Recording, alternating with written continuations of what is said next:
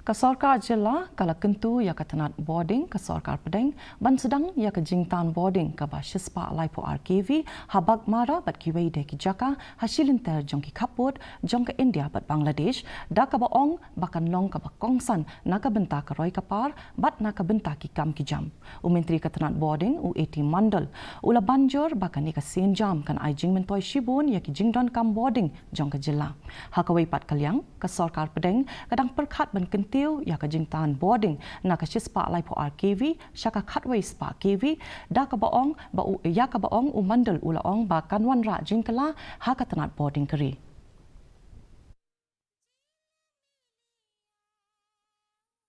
I requested the CA chairman that to help us to have one dedicated 132 kV line to at least to Bagmara and other towns bordering to Bangladesh. This will help us in many ways, including the strategic purposes, and in case of any eventuality, this line can be used. Now what happened, we are having 33 kV lines passing through reserve forest, passing through the elephant